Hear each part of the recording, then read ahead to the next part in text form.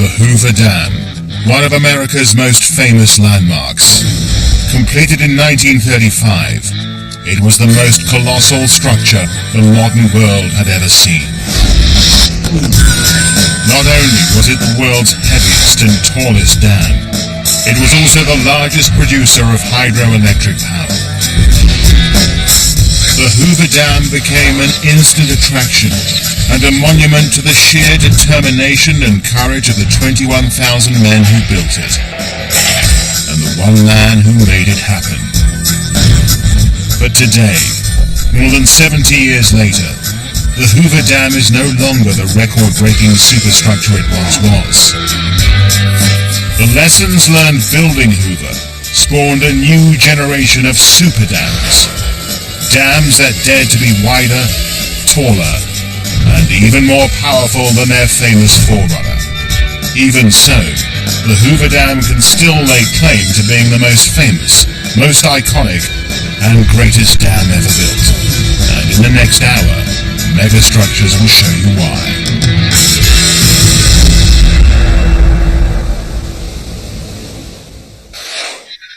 The Hoover Dam is a vast concrete edifice lying in the Mojave Desert, 30 miles southeast of Las Vegas.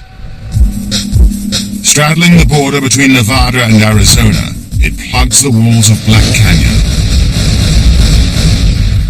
and holds back the mighty Colorado River. Hoover Dam was the most ambitious and technically challenging engineering project of its day. Certainly was the greatest challenge in its time, and still holds up as one of the greatest challenges in the history of modern technology. The workforce were ruthlessly exploited. They endured appalling living conditions, extreme temperatures, and poisonous fumes. 112 of them died. To build this groundbreaking structure was an extraordinary feat, requiring daring, bravery, and the vision to push the boundaries of engineering.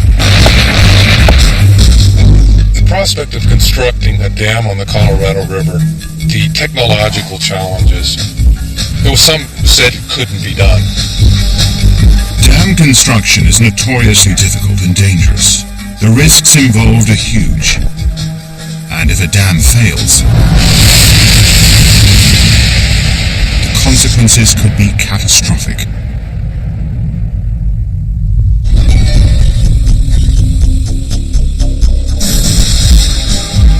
Hoover Dam measures 221 meters high and is 201 meters thick at its base.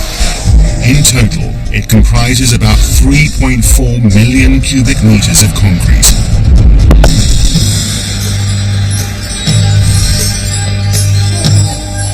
Running through the American Southwest, the Colorado is one of the world's most powerful and unpredictable rivers. Every spring, it would break its banks, causing massive floods. The result, widespread flooding that destroyed crops and the livelihoods of thousands. The government instructed engineers at the Bureau of Reclamation to come up with a solution.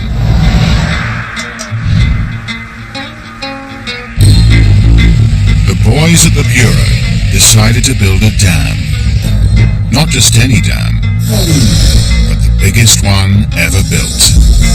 This super dam would not only control the flooding, it would also harness the enormous power of the Colorado River to provide electricity for thousands of homes. And the site the engineers chose was Black Canyon, an 800 feet deep gorge carved out by the river. Black Canyon lay in the heart of the desert. There was no local workforce, no infrastructure, and no direct transport links. It would be hard to imagine a more desolate spot for one of the world's most ambitious engineering projects. But there were two things in its favor. 30 miles away, the railroad ran through a small outpost called Las Vegas. Now the gambling capital of the world.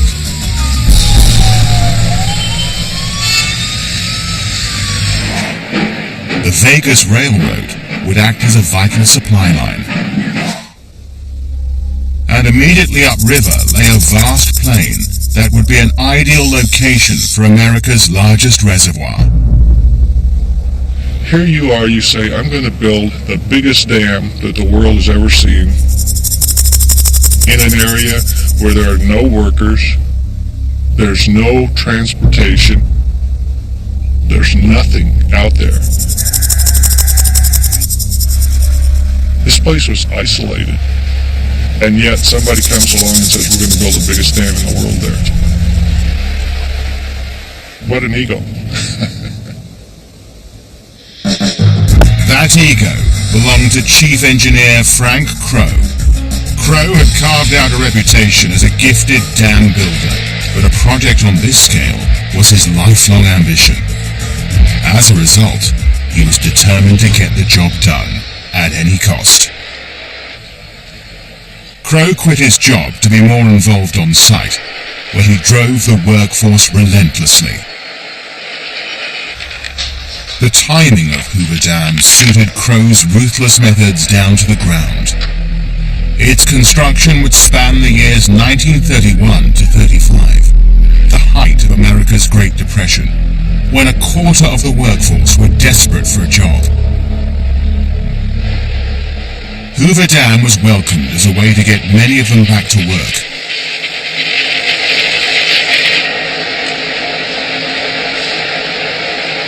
There wasn't much work. Hoover Dam was the Mecca. As news of the project spread, thousands of hopeful workers and their families flocked to the desert lands around Black Canyon. Within 3 weeks of the project's announcement, the local employment office received 12,000 applications for work.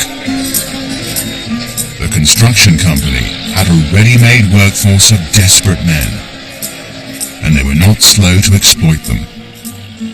These men were hostages. There were thousands waiting to take their job. They would put up with it. They'd take the risk. A punishing schedule lay ahead of the workers. The dam had to be finished in just 7 years and cost no more than $125,392,000, nearly $1.7 billion in today's money. What's more, if Frank Crowe and his team failed to complete on time and budget, it would cost the company a massive $3,000 a day in financial penalties. The pressure was on.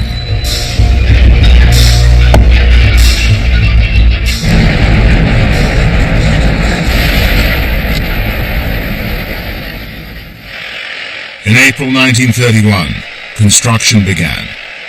The inexperienced workforce began blasting tunnels through the solid rock walls of the canyon. Stage 1 was to create an area of dry riverbed, upon which the dam would be built. To do this, the Colorado had to be diverted away from the construction site. The men must excavate 4 tunnels, 2 on each side of the canyon, each measuring some 4,000 feet long.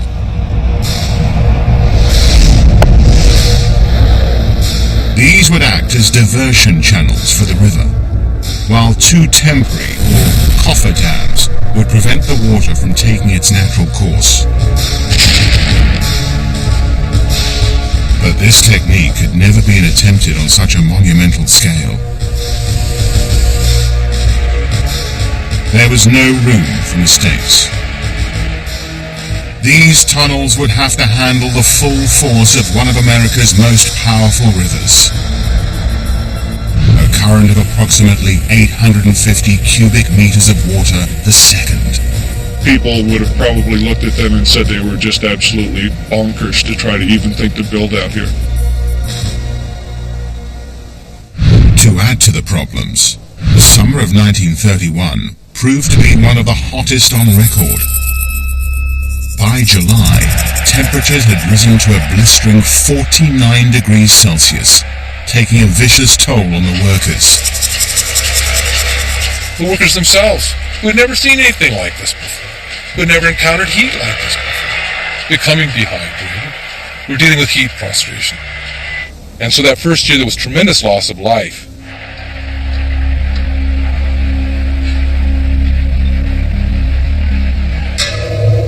By May 1931, the workforce at Hoover Dam were drilling their way through the solid rock walls of Black Canyon.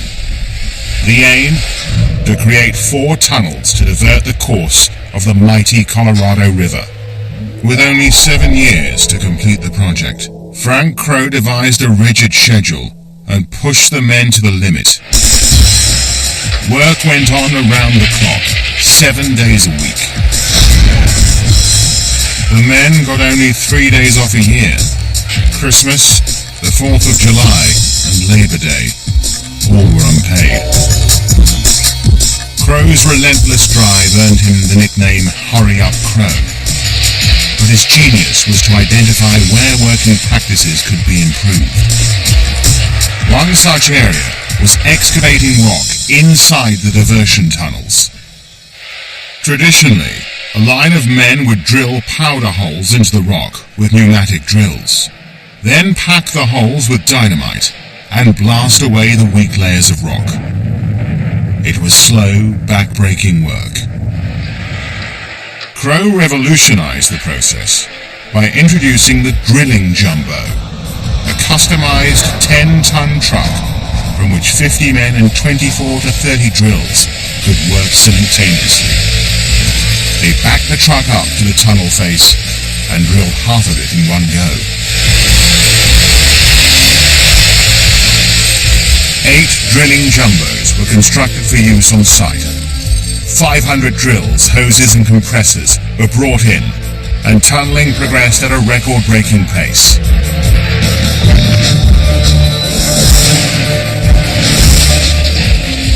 But to get the job done, Crowe sacrificed safety for speed and placed the lives of the men in grave danger.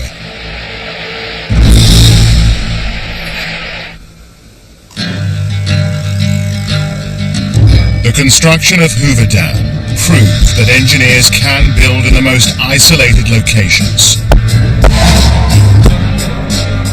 One of the most dramatic examples is the Grand Distance Dam in Switzerland. It measures 285 meters high, and at 2,134 meters above sea level, it is the highest gravity dam in the world. Grand Distance nestles high in the Swiss Alps, 190 miles southeast of Geneva.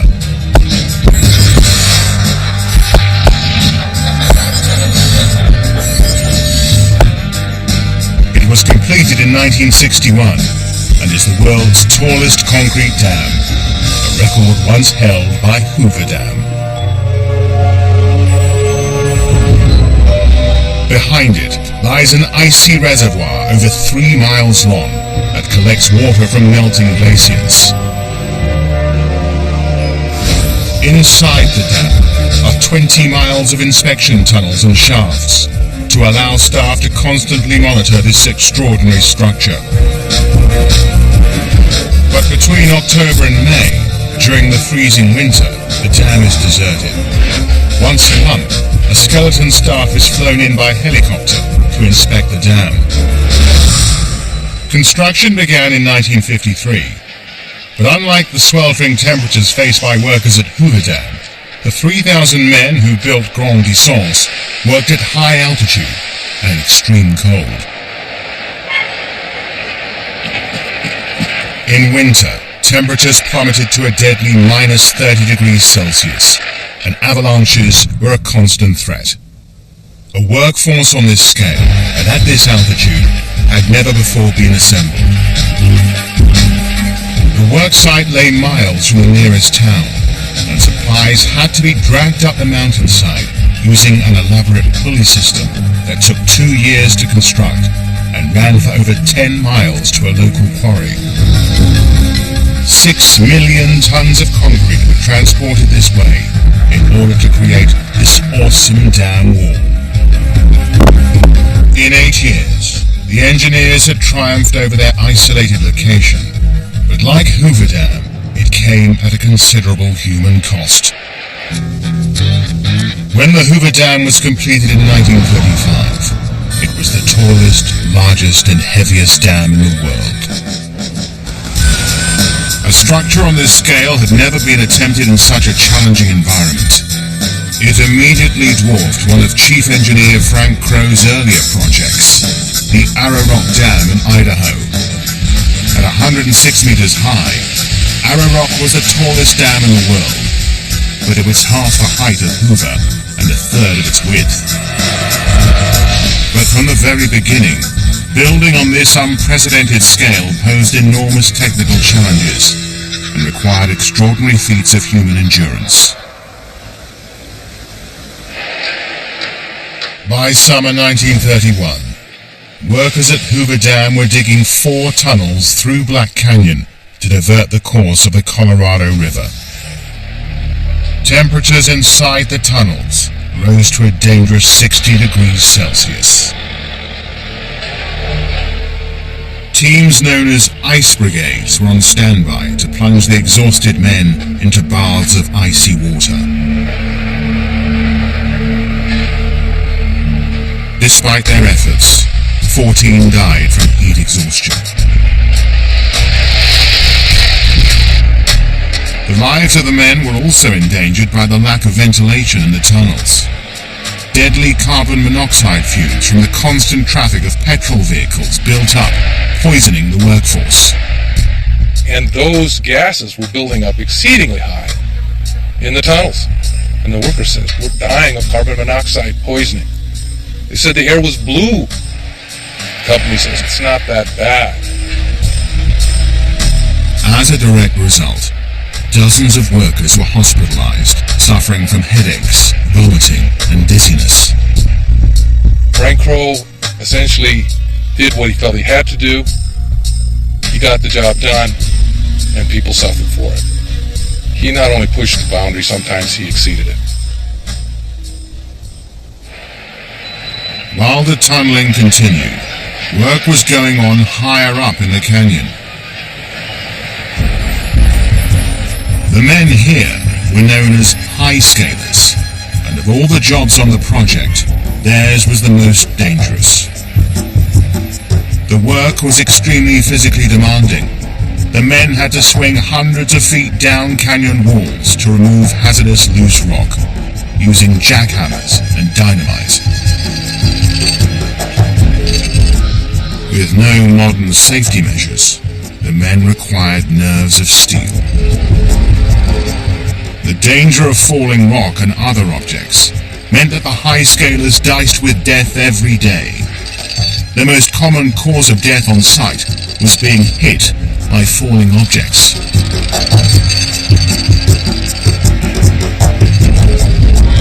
Because of the extreme danger they faced, the high scalers were paid 40% more than other construction workers. The daredevil stunts they performed drew crowds of fascinated onlookers from Las Vegas. In fact, many of the men had been circus performers before working at the dam. Despite these obstacles, on November the 14th, 1932, the 4 diversion tunnels were completed.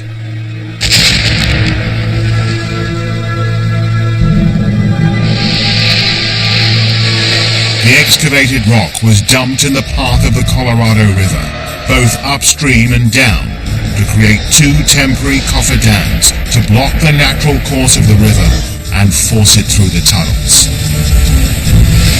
For the first time in history, man had altered the path of the mighty Colorado River.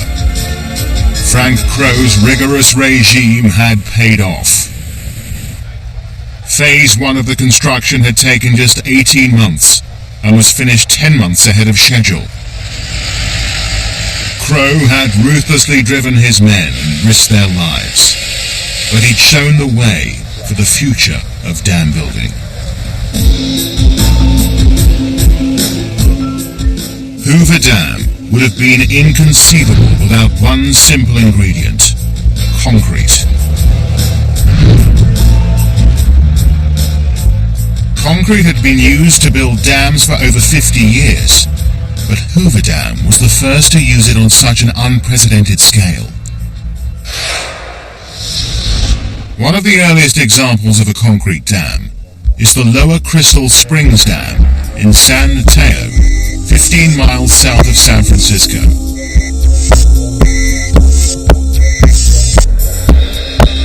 it was built in 1888, it was the largest dam of its kind.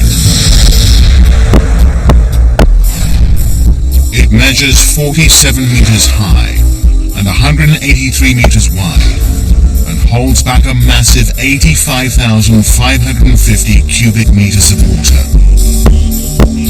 In the late 1800s, its purpose was to provide San Francisco, one of America's fastest growing cities, with a reliable and sustainable water supply. But the engineers who built it were taking a serious gamble. It was one of the first structures of its size to be built entirely of concrete, and with concrete came problems. One of the most difficult things involved in building a dam of this size out of concrete was finding the right types of material. There was no source of cement, at least in those volumes, on the western United States coastline, so they had to bring it from England around Cape Horn. Even getting enough sand to mix with the cement was a problem. 175,000 tons had to be scooped from the beaches of San Francisco and dragged 25 miles to the construction site by horse and cart. Lower Crystal Springs Dam was the brainchild of an ambitious German engineer called Hermann Schussler. Once the ingredients were assembled, Schussler realized that the only feasible way to build his dam was in a series of concrete blocks, which gave him another problem. To build in blocks created numerous lines of weakness within the dam structure. The immense weight of water bearing down on it would find and expose those weaknesses and ultimately destroy the dam. So Schussler designed an intricate network of interlocking blocks and glued them together with concrete. It was like an ingenious three-dimensional jigsaw puzzle. The innovative technique worked. It made Lower Crystal Springs Dam stronger than any previous design. And it had to be.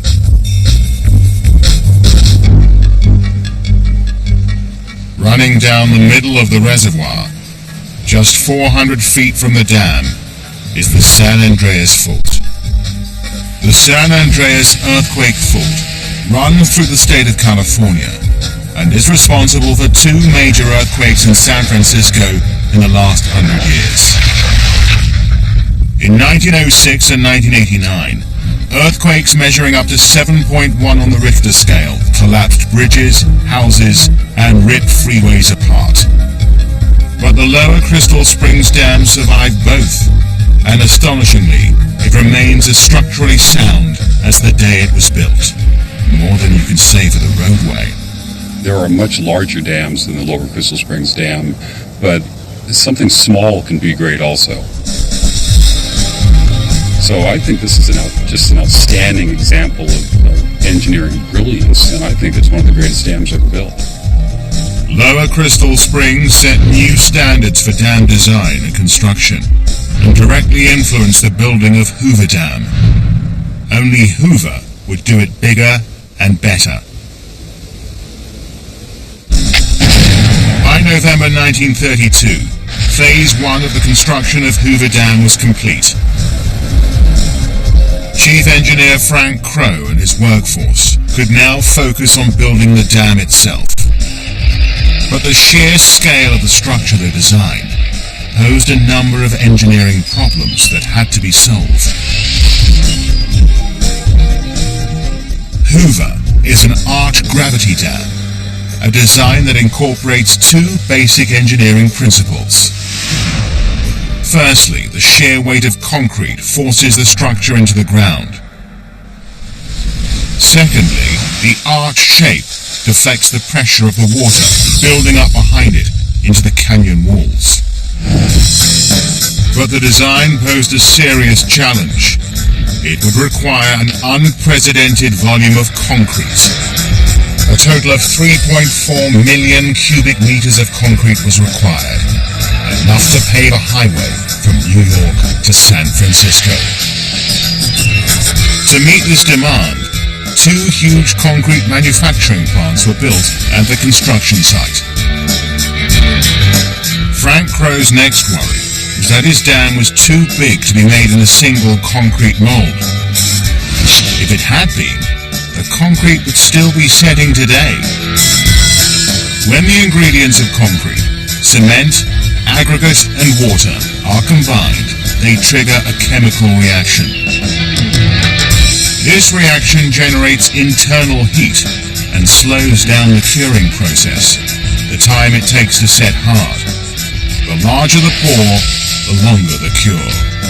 If the heat is not dispersed, cracks will form, weakening the structure. So following the example of Schussler and Lower Crystal Springs Dam, Crow decided to build Hoover from a series of interlocking blocks. But it wasn't that simple. Crow's dam would be 20 times the mass of Schussler's. Using interlocking blocks on such a vast scale had never been attempted before. Each block stood 5 feet high, but varied in depth and length. The largest was 25 feet by 60 feet. The sides of each block were scored with vertical grooves that interlocked with its neighbor. When each block had set, water was forced between the joints, making the structure even stronger. To accelerate the setting process, Crow also designed an intricate system of pipes buried in the concrete. By pumping cold water through the pipes, the concrete mix was cooled and cured faster. Next, Crow faced a battle with the desert sun. The effect of this external heat meant that the concrete began drying out before it was in position. Crow needed a solution, fast. To speed up delivery of the concrete, he designed an elaborate network of overhead cables and pulleys. Cables slung across the canyon directly above the construction site carried vast buckets of concrete that were pulleyed down to teams waiting to pour. When coordinated with the aggregate plant's endless supply of concrete, a well-oiled production line was created. To speed up the process even more, Crow encouraged rivalry between the teams of men. It worked. On one day they poured a staggering 8,000 cubic meters of concrete.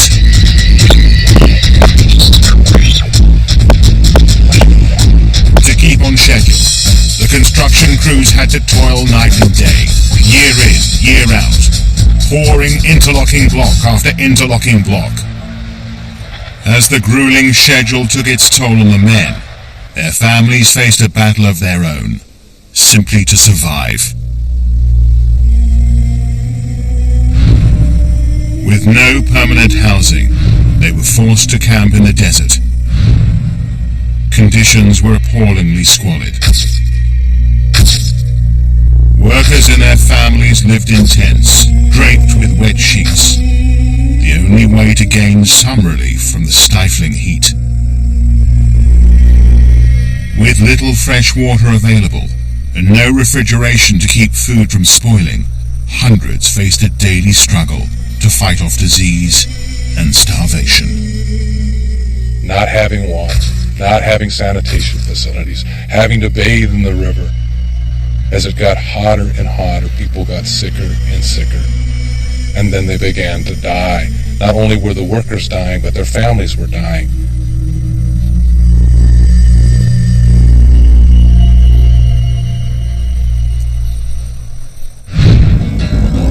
Living conditions for the workers of Hoover Dam became so bad that the construction company had to act. They began building a new town to house them, with the same urgency as the dam itself. Within 6 months of starting, enough basic accommodation was erected to house hundreds of families. Boulder City was designed as a clean living company town, complete with family homes, mess halls, churches, and entertainment. But the workers paid dearly for their improved lifestyle. A significant proportion of their weekly wages was held back in lieu of rent and paid straight back into company coffers. The example of Boulder City, built for the workers of Hoover Dam, inspired the creation of another workers' community in the 1930s. Mason City was created to house the workforce of America's next super dam project, the Grand Coulee Dam. The Grand Coulee Dam stands in the path of the Columbia River in Washington State. This is the largest concrete structure in the United States, and it owes much to its predecessor, the Hoover Dam. Grand Coulee was to take many of the lessons learned from Hoover and supersize them. And many of the men who actually built Hoover Dam moved on to Grand Coulee, and they took with them their experience, they took with them their knowledge. And as they worked on Grand Coulee Dam, they put all of that to use, and that was important in the construction of that particular structure as well.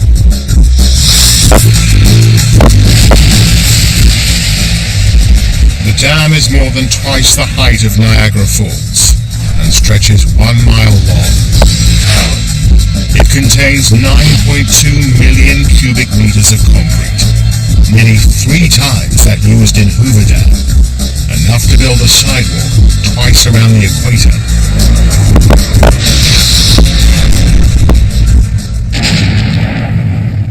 Work on the dam began in 1933, 2 years before the Hoover Dam was finished, and there were tough challenges from the very beginning.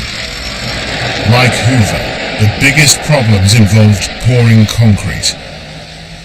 But while workers at Hoover Dam battled with heat, in Washington State, the workers faced winter temperatures well below freezing. The bitter cold could freeze and crack the concrete. Once again, the solution was provided by lessons learned at Hoover Dam. 2,000 miles of pipes were embedded in the concrete blocks during construction of Grand Coulee. As temperatures plummeted during the winter months, hot water was circulated through the pipes to artificially warm the concrete. In the summer months, cool water provided the opposite effect. The sheer scale of Grand Coulee was another major headache. The huge excavation for the dam put the site and workforce at risk from landslides. In order to stabilize the area, engineers came up with a highly imaginative solution to hold back any further landslides. They decided to create a dam 100 feet long and 40 feet high from frozen mud. 6 miles of pipes were driven into the hillside, and supercooled salt brine was pumped through. This froze the surrounding earth, protecting the workers below. Grand Coulee Dam was eventually completed in 1941, just in time for the United States' entry into the Second World War. The dam became a vital hydroelectric power supply for the ship and aircraft building industries in the Pacific Northwest. It also supplied electricity to the Hanford Nuclear Reservation that provided uranium and plutonium for the first nuclear bombs.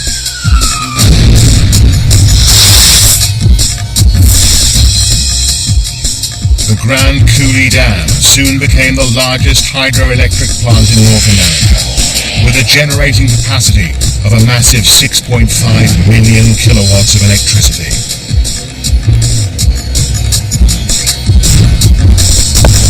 These generators rate among the largest in the world. Just a single one is capable of powering the city of Portland, Oregon. But the soaring ambition of Grand Coulee Dam would not have been possible without the example of Hoover Dam.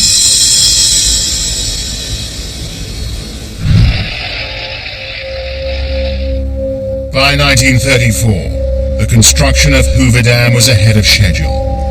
But Frank Crowe's creation was about to face its ultimate test. If it failed, disaster could strike.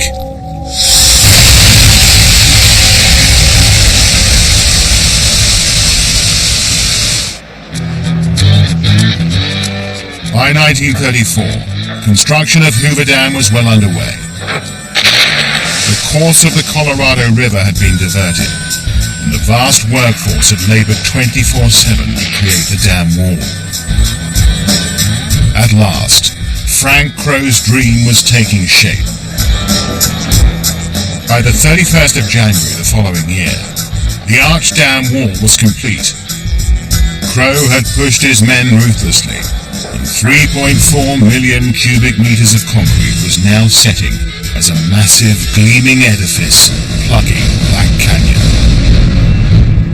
For over 2 years, the Colorado River had been forced from its natural course and diverted through 4 tunnels. The huge steel bulkhead gates were lowered, closing off the tunnels, allowing the river to slowly pool behind the dam. This was the moment of truth. Crowe and his men watched as the pressure on their dam gradually increased. At its base, the weight of water would eventually be equal to 5 elephants standing on your head. Any major weaknesses in the structure would quickly be exposed. Dams such as Hoover showed what engineers were capable of achieving, but when miscalculations occur, disaster can strike with terrifying consequences. In June 1976, the Teton Dam in Idaho dramatically failed when its reservoir was first filled. On the morning of June the 5th, the pressure of water building behind the dam proved to be too powerful, and a major leak developed in the structure. Bulldozers were immediately deployed to plug the enlarging hole. Then a new leak appeared, and in desperation, the alarm was raised. Within an hour, the inevitable happened. The entire dam collapsed, and a 6 feet high wall of water smashed the town of Rexburg. 80 billion gallons swept houses and trees away until the whole town was submerged. By evening, the reservoir had completely emptied. The disaster killed 11 people and cost nearly $1 billion. But as the waters of the Colorado River rose behind Hoover Dam, the structure stood firm. It was now clear that Crowe and his engineers over-anticipated the force of the river. The weight of the concrete alone would have been enough to hold back the Colorado. As Lake Mead gradually formed, work at Hoover Dam continued on the 2 powerhouses. One on the Nevada side, the other in Arizona.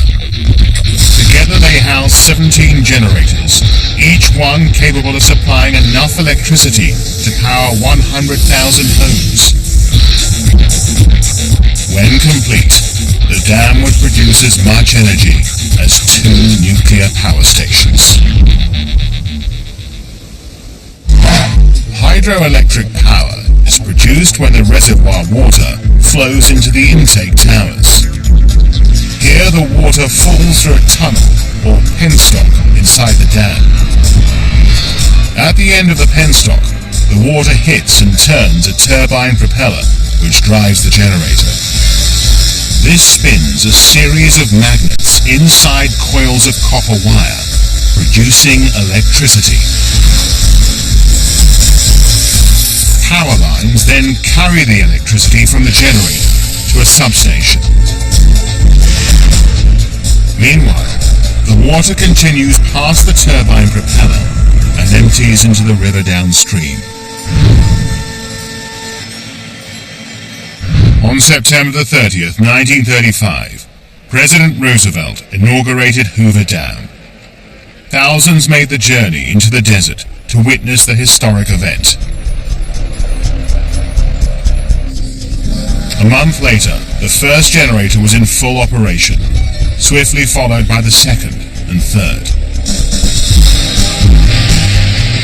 By 1939, the The plant was running with a capacity of 704,800 kilowatts, making Hoover Dam the world's largest hydroelectric plant. A crown passed a ground cooling a decade later. The massive surge in electric power transformed the American Southwest. 56% was destined for Los Angeles and Southern California. Las Vegas and Phoenix became the fastest growing cities in the US. Lake Mead, the source for Hoover's immense power reserves, is the largest reservoir in America at 500 feet deep and 110 miles long. This enormous lake took a full 6 years to form. It's so vast that as it filled, the weight of its water actually triggered a series of mini earthquakes. The combined weight of the reservoir and dam was 41 billion tons, enough to create a 7-inch depression in the Earth's surface. Today, over 8 million people flock to Lake Mead every year, but few are aware of what lies beneath the surface of the water. Over 70 years ago, when the reservoir began to fill, it flooded much of Hoover Dam's construction site. With water levels at an all-time low, the National Parks diving team has discovered the remains of one of the 20th century's most famous building sites.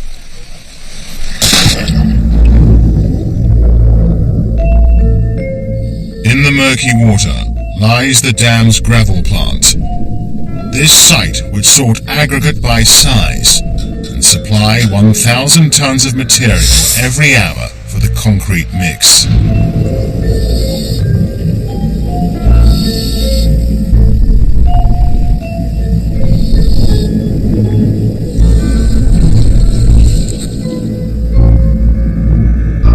And there was another unexpected find in its gloomy depths. This B-29 bomber crashed into Lake Mead in 1948 in a freak accident. The aircraft was badly damaged on impact and disappeared beneath the surface, not to be seen again for over 50 years.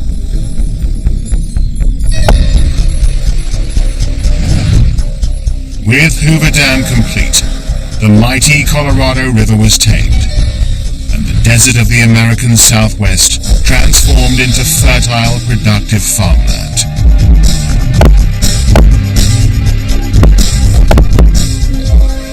But despite its extraordinary success, morbid rumors haunt this American icon even today.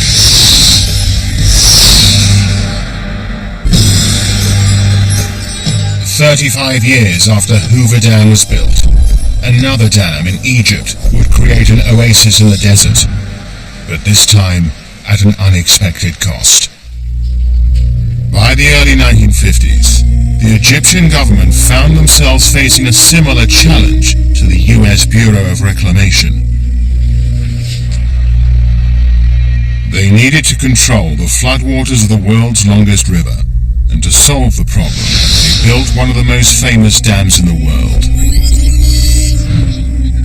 The Aswan High Dam lies in southern Egypt, 111 miles south of the historic city of Luxor. Building this dam was an epic undertaking. It contains enough material to build the Great Pyramid of Giza 17 times. Aswan High Dam measures 111 meters high and is over 2 miles long.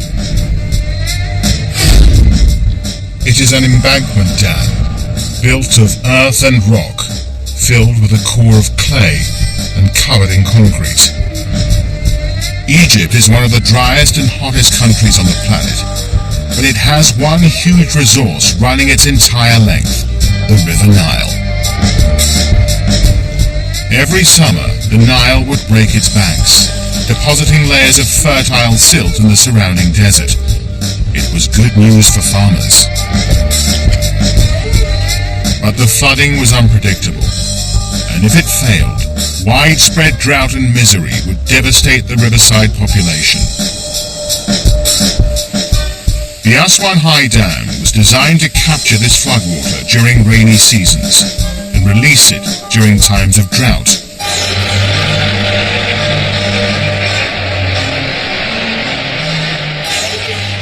Work started on the Aswan High Dam in 1960, but was hampered by faulty Soviet equipment. The machinery was designed to work in conditions more suited to Siberia and repeatedly failed in the desert heat. Despite these setbacks, by 1964, with construction still continuing, the reservoir, Lake Nasser, began to swell behind the dam walls. But as the waters rose, hundreds of ancient Egyptian monuments were in danger of being destroyed. The plan to save these sites was immediately put into effect.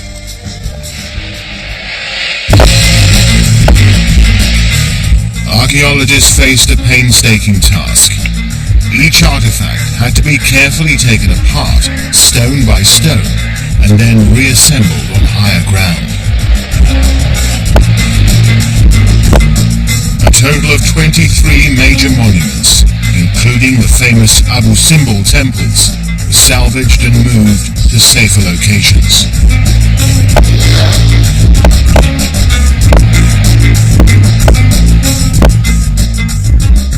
Within 6 years, the new lake stretched as far as the eye could see.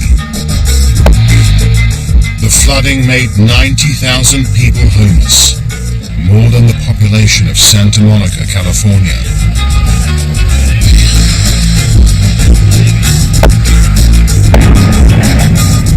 Aswan High Dam was completed in 1970 and proved to be an immediate success, increasing the amount of fertile land in Egypt by a staggering 30%.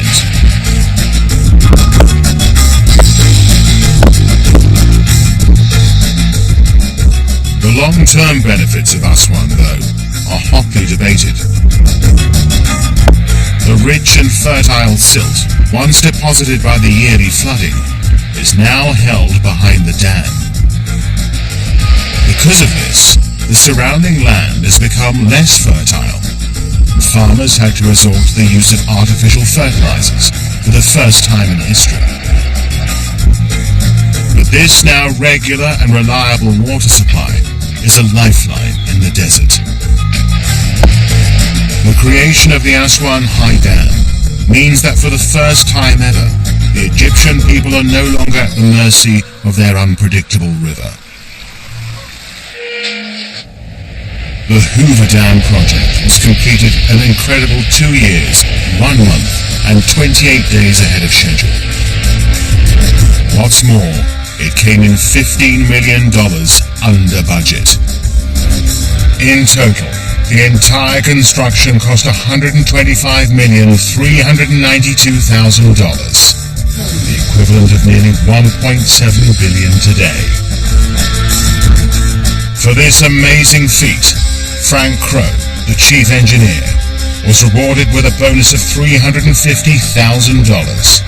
nearly $5 million in today's money. No one else that I am aware of at the time was capable of doing what Frank T. Crowe could do on this project. And I think we can look at Hoover Dam today. If we think of anybody, we should think of Frank Crowe and remember him because he made it a reality.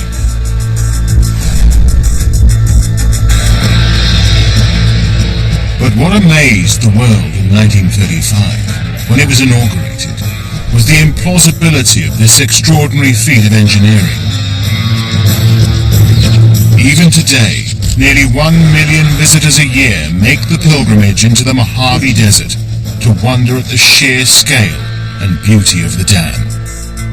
The engineers knew they were doing something extraordinary, so they built Hoover Dam with tourists in mind. No other dam is so intricately designed. The Art Deco style gives its enormous bulk an elegance and grace that has never been surpassed.